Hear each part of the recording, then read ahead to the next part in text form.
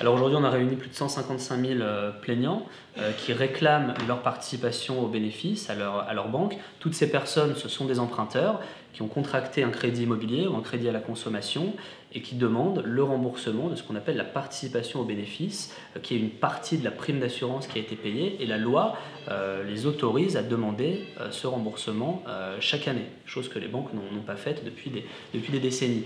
Donc là, la procédure qu'on a mise en œuvre a permis de réunir un nombre extrêmement important d'emprunteurs pour lesquels des dizaines de milliers de mises en demeure ont été envoyées à toutes les banques. Donc aujourd'hui, on est en discussion individuellement avec les 30 établissements bancaires français les plus importants. On reçoit des réponses qui sont assez divergentes parfois.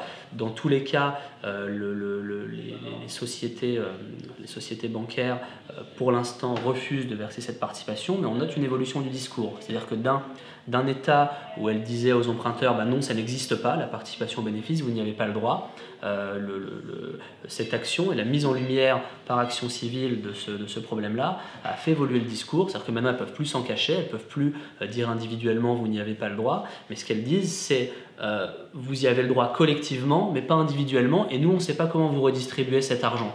Donc on est dans une espèce de zone grise où les banques reconnaissent qu'il y a de l'argent qui a été perçu, qui est dû aux emprunteurs, mais avec beaucoup de mauvaise foi, elles vous disent on ne sait pas comment on doit le redistribuer. Alors pour l'instant, on est toujours dans cette phase de négociation, de médiation, où on essaie de trouver un accord à l'amiable avec les banques pour les personnes qui se sont inscrites. Et puis si d'ici quelques mois ça donne rien, on offrira la possibilité aux personnes qui sont inscrites sur Action Civile de saisir la justice directement sur le site internet.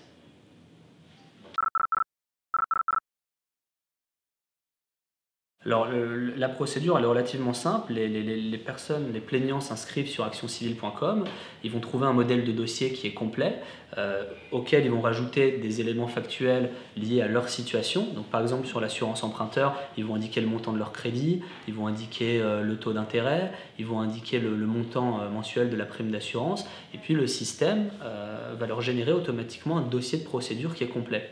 À partir de ce dossier de procédure, nous, on met en place ce qu'on appelle une médiation avec les banques, c'est-à-dire qu'on envoie en groupe ces dossiers de procédure et on propose aux banques de trouver un accord amiable. Et à défaut, si on ne trouve pas d'accord amiable dans un délai de quelques mois, chaque personne a la possibilité de saisir le tribunal par Internet sur Action Civile pour obtenir la restitution de ces sommes en justice.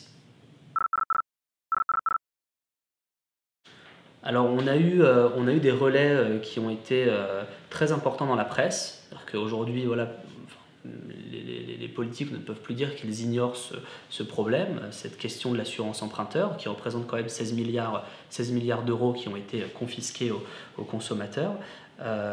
Mais pour autant, on n'a pas de volonté politique de trouver une solution à ce problème. Et c'est là vraiment qu'est la clé, je pense, de cette action. C'est-à-dire qu'on peut faire tous les efforts qu'on veut de notre côté pour réunir des plaignants, pour les amener en justice. Il faut qu'il y ait une ligne claire de la part notamment du ministère de l'économie sur cette question de l'assurance emprunteur. Et aujourd'hui, on a un silence qui est assez gênant.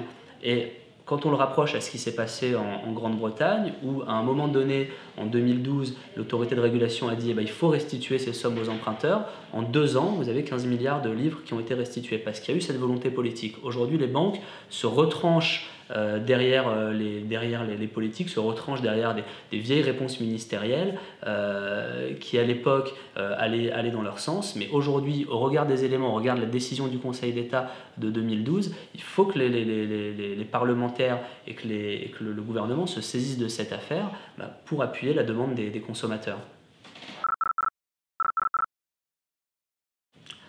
Alors sur Action Civile, on étudie énormément d'actions. Les prochaines actions qu'on va mettre en ligne concernent principalement les opérateurs télécoms. On a déjà une action contre Free Mobile pour la qualité du réseau qui réunit un peu plus de 7000 personnes. On va lancer une action sur l'illimité, c'est-à-dire sur l'utilisation par les opérateurs téléphoniques du terme illimité, qui a été jugé comme étant abusif au regard des dépassements de forfait que ça engendre. Ça concerne tous les opérateurs télécoms, ça concerne tous les Français, et puis également une action spécifique sur un opérateur téléphonique à La Réunion qui a été condamné par l'autorité de la concurrence. Alors l'avenir de l'action civile, c'est d'essayer d'être un lieu où les consommateurs vont pouvoir se réunir pour parvenir à des indemnisations collectives de la manière la plus simple possible. C'est-à-dire que nous, tout ce qu'on demande, c'est une inscription sur Internet, et derrière, Action civile se charge de la mise en œuvre de la procédure.